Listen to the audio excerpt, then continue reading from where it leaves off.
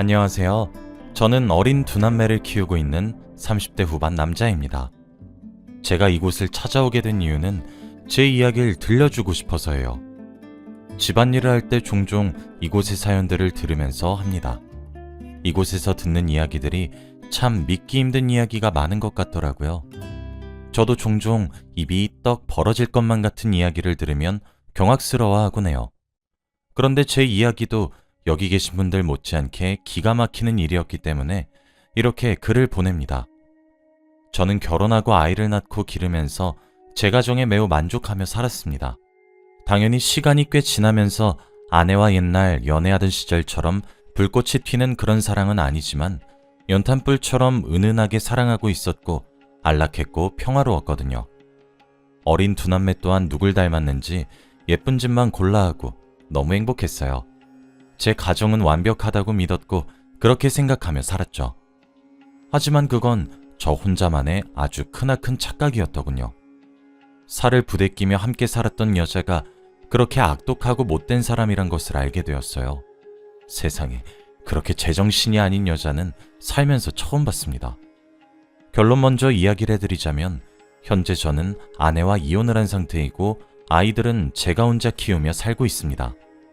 아내는 미안하다고, 과거를 후회한다고 빌고 있지만 용서할 생각 따위 추호도 없고요. 정말 이혼을 하는 과정 내내 아내는 양파 같은 여자란 걸 알겠더라고요. 까도 뭐가 그렇게 자꾸 나오는 것인지 정말 진절머리가 났죠. 그랬던 제 아내에 대한 사연을 보내봅니다. 비록 지금 이혼을 했으나 편의상 아내라고 지칭하도록 할게요. 글솜씨가 서툴러도 여러분들의 너른 이해를 부탁드립니다. 저와 아내는 둘 다 선생님입니다. 다만 근무하고 있는 학교가 조금 달랐어요. 저는 초등학교에서 일을 했지만 아내는 고등학교 선생님이었거든요. 솔직히 근무 강도는 아내가 좀 더 힘들었을 겁니다. 저야 초등학교에서 근무를 하다 보니 제가 맡고 있는 아이들의 연령대가 조금 낮잖아요. 아이들을 통제하는 것이 조금 힘들어서 그렇지 나머지 부분은 하나도 힘들지 않아요. 아이들이 어리다 보니까 오히려 천사같이 귀엽기도 하고요. 그런데 아내는 다 큰 아이들을 가르치고 있다 보니까 많이 힘들어했어요. 일단 아이들이 배우는 수준이 많이 다르죠. 그 아이들은 3년을 바짝 공부해서 수능을 치러야 하니까요. 게다가 아내가 맡은 과목은 수학이었고 남자 고등학교에 근무를 하고 있었어요. 고등학교 3학년 담임을 맡는 애면 정말 너무 힘들어했어요. 새벽같이 일어나 출근 준비를 했고 밤늦게 돌아왔죠. 어쩔 때는 새벽에 들어오기도 했고요. 매일 야간 자율학습 감독일도 해야지, 틈틈이 진로 상담도 해주어야지. 해야 할 일은 많은데 아내의 몸은 하나이다 보니까 곁에서 보기 너무 안쓰럽더라고요. 그래서 자연스레 집안일과 육아는 올고지 제 몫이 되었습니다. 제가 상대적으로 시간적 여유가 있다 보니까 그렇게 될 수밖에 없더라고요. 그리고 또 당연하다고 생각해서 저 또한 불만 하나 없었습니다. 아내가 고생하는 것을 보면 가뜩이나 체력도 좋지 않은 사람이 계속 무리를 하는 것만 같으니 제 가슴이 찢어지는 것만 같았거든요. 그러던 어느 날이었어요. 미국으로 유학을 간 제 친구가 한국으로 들어오게 되었으니 자리 한번 만들자고 하더라고요. 초등학교 시절부터 엄청 친했었던 친구였죠. 이름은 상철이에요. 상철이는 성인이 되면서 미국으로 유학을 갔고 그 이후로 계속 그곳에 정착해 공부했고 미국에서 취직을 했어요. 비록 저는 한국에서, 상철이는 미국에서 지내야 했고 시차가 많이 달랐지만 꾸준히 메일을 통해 연락을 했고 종종 영상통화로 안부를 물으며 지냈던 친구죠. 거리가 거리다 보니까 제가 아내와 결혼할 때 상철이가 참석하진 못했었으나 축의금도 두둑하게 보내주고 좋은 선물도 하나 해주었을 정도로 친합니다. 저는 상철이가 한국에 들어온다는 사실이 너무 반가웠어요. 상철이는 상기된 제 목소리를 듣고 크게 웃으면서 이제 한국에서 아예 정착할 거라고 하더군요.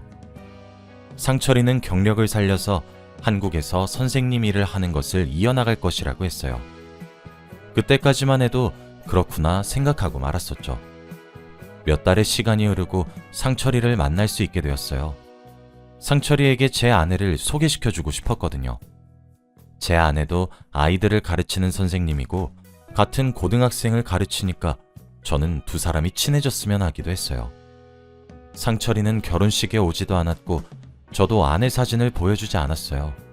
아내에게 상철이를 보여주지도 않았고요. 한국에 들어와서 정식으로 소개시켜주고 싶다고만 생각해서 두 사람은 얼굴도 몰라요. 상철이에게 아내를 소개시켜주기로 한 날 약속 장소에서 저희 세 사람이 만났습니다. 제가 정말 얼마 만에 상철이를 보는 건지도 모르겠더라고요. 저는 너무 반가웠는데 아내와 상철이의 표정이 조금 애매해진 것 같았어요.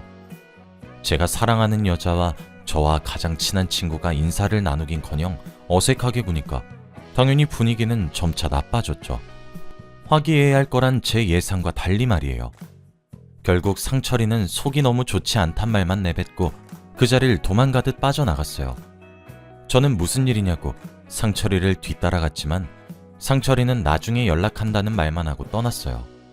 아내에게 돌아와 다시 물어도 아내도 잘 모르겠다고만 하니까 참 갑갑하더라고요. 상철이는 정말 그런 애는 아니거든요. 그리고 일주일 정도가 지났던가 상철이에게 따로 연락이 왔습니다. 상철이로부터 온 연락은 간단했어요. 제 아내에게 비밀로 하고 둘이서 따로 만나는 것이었죠. 뭔가 불길하단 생각이 저를 덮쳤고 알겠다고 말한 뒤 약속 장소로 나갔어요. 그리고 그렇게 저는 믿기 힘든 잔인한 현실을 알게 되었죠. 상철이는 사립고등학교에서 영어 선생님으로 근무하고 있었는데 그곳이 바로 제 아내가 다니는 고등학교더군요. 정말 꿈에도 몰랐습니다. 세상이 좁아도 이렇게 좁을 수가 있는 것인지. 상철이도 그저 고등학교에서 일을 한다고만 했지 그곳이 어딘지는 말해주지 않았고 한국에 귀국하고 나서는 시차 적응이다, 새로운 환경 적응이다 하면서 만나지 못했었거든요. 그리고 저도 그런 것들은 만나서 물어봐야지 하고 말았고요. 게다가 거기서 제 충격은 끝나지 않았습니다. 상철이가 말하기를 아내는 근무 중인 고등학교에 숨겨진 실세라고 하더군요. 그게 무슨 말이냐고 되물으니 세상에, 아내가 사립고등학교 이사장의 오피스 와이프라고 합니다. 솔직히 사립고등학교가 비리가 많다 뭐다 해서 뉴스에 뜨고 그랬을 때도 저는 코웃음을 쳤어요.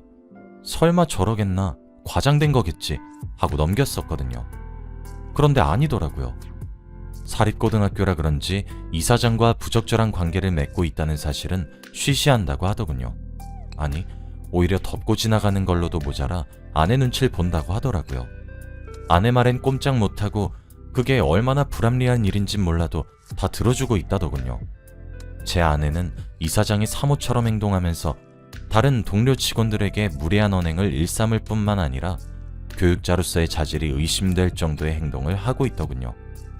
심지어 저는 이제껏 제 아내가 고등학교 3학년 담임을 도맡으면서 정말 힘들게 일하는 줄 알았어요. 해가 뜨기 전에 집을 나가 달을 보고 들어오기를 반복해서요. 저 또한 맞벌이였지만 그런 아내가 너무 안쓰러워 독박 육아와 독박 가사를 자처한 거였는데 그 또한 전부 다 새빨간 거짓말이었습니다. 수업을 준비한다는 것도, 자신의 시간을 조금 할애해서 아이들을 더 챙긴다는 것도 그 마음이 제겐 엄청 따뜻하게 다가왔는데 전부 다 거짓말이었을 뿐 아니라 그 시간에 아내는 수업 준비나 아이들을 챙긴 것이 아니라 불륜을 저지르고 있었더군요. 학교에서도 애정행각을 너무 많이 하기도 하고 이사장 방을 들락날락거려 아이들 사이에서도 소문이 한번 퍼진 적이 있다고 하고요. 처음엔 아무리 친한 상철이라도 아내에 대해 이런 오해를 할 수 있나 싶어서 무척이나 화가 나서 헛소리하지 말라고 화를 크게 냈어요. 하지만 상철이는 오히려 그런 제게 차분하게 말을 하더라고요. 네가 지금 무슨 심정일진 알아. 그래서 나도 고민했었어. 부부 사이의 일에 내가 끼면 안 된다고 생각했기 때문에 말이야. 그런데 친구야, 아닌 건 아닌 거잖아. 그러면서 제게 증거를 하나 보여주더군요. 상철이가 내민 것은 아내와 상철이가 나눈 대화였습니다. 대화 날짜는 상철이가 속이 좋지 않다고 집으로 황급히 돌아간 날이었습니다. 아내가 상철이에게 먼저 메시지를 보냈더군요. 상철씨, 내 남편이랑 친한 사이란 거 몰랐어요.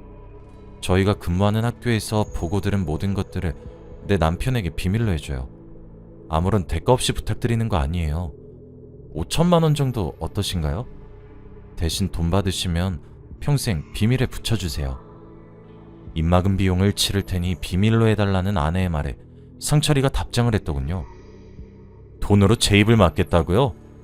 그럼 제가 말을 하지 않겠다고 하면 관계는 정리할 겁니까?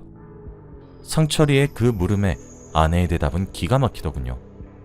그건 상철 씨가 신경 쓸 일이 아닐 텐데요. 제 가정의 문제는 제가 알아서 해요.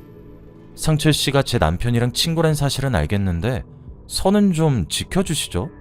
그리고 말하지 말아달라고 대신 보상하겠다고 한 건 지금은 부탁이지만 나중에도 부탁이 될진 모르겠는데 어디 한번 알아서 잘 생각하고 행동하세요. 한국 교육계 바닥? 생각보다 많이 좁거든요. 아내는 되려 상철이를 협박하고 있었어요.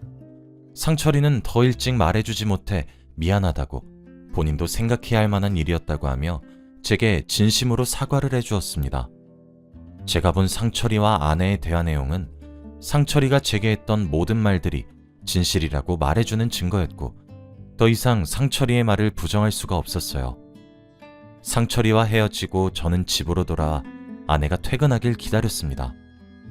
아내 얼굴을 보고 내가 화를 내야 할까, 돌아와 달라고 빌어야 할까, 그것도 아니면 울며 불며 바짓가랑이라도 잡겠다는 심정으로 매달려야 할까 고민을 계속하던 도중 아내는 퇴근을 해서 집으로 돌아왔습니다. 고민했던 시간이 무색하게도 아내의 얼굴을 보니 차마 입이 떨어지지 않더군요. 제게 폭 안기면서 오늘 너무 피곤했다고 조잘거리는 아내에게 낯선 남자의 향수 냄새가 났어요. 마지막 희망이 무너져 내렸고 저는 아내의 불륜을 인정할 수밖에 없었어요. 저는 그 이후 생각을 했고 고민에 빠졌습니다. 내가 아내를 용서할 수 있을지, 그리고 우리 관계가 회복이 될 수 있을지에 대해서요. 하지만 오랜 고민으로 내린 결론은 그럴 수 없다였어요. 저는 이혼을 준비해야겠다고 결정했죠. 아내가 잠든 틈을 타서 아내의 휴대폰을 열어보았습니다. 저는 아내의 휴대폰을 몰래 보고 나서 아내를 더 이상 사람 취급을 하지 않기로 결정했어요.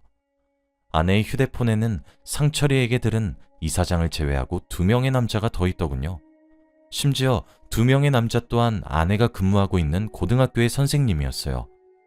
하나는 체육 선생님이었고 하나는 사회 선생님이었죠. 무슨 골라먹는 아이스크림도 아니고 아주 종류별로 만나고 있더군요. 사탄도 이 정도면 울고 갈 수준이라고 생각했습니다. 저와 아내 사이에 아이가 없으면 내 발로 뛰어서 증거라도 잡겠는데 사실상 티나지 않게 증거를 잡아야 한다는 생각을 하니 눈앞이 깜깜하더라고요. 저는 또 초등학교에서 담임을 하고 있어서 일정을 비우는 것이 그리 쉬운 일도 아니고요. 흥신소에 의뢰를 했습니다. 돈이 좋긴 좋은 게 두둑한 수고비와 몇 가지 정보만 알려주니 아내의 일거수일투족을 알 수 있더군요. 제가 앞에 아내가 해 뜨기 전에 학교로 출근한다고 했었죠. 그건 사실 이사장과 함께 아침 일찍부터 모텔을 가는 거였더군요. 사진을 보고 얼마나 기가 막히던지 참 부지런도 하다 싶었습니다. 요일별로 아침마다 만나는 상간남들이 다르더군요.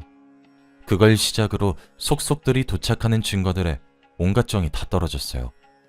그렇게 증거 수집을 한 달 정도 했습니다. 고작 4주 정도 되는 시간 동안 헤아리기도 힘들 정도로 많은 증거들이 수집되더군요. 아내는 계속해서 방심을 하게 만들어야 했어요. 집에서 웃으면서 맞이하는 것도 얼마나 뼈를 깎는 고통이었는지 모릅니다. 변호사를 만났더니 이 정도 증거로는 상간자 소송과 이혼 소송까지 문제가 없을 거라 호언장담했죠. 소리 소문 없이 상간자 소송과 이혼 소송을 함께 시작했습니다. 소장이 도착한 것인지 제 휴대폰에 불이 나기 시작하더군요.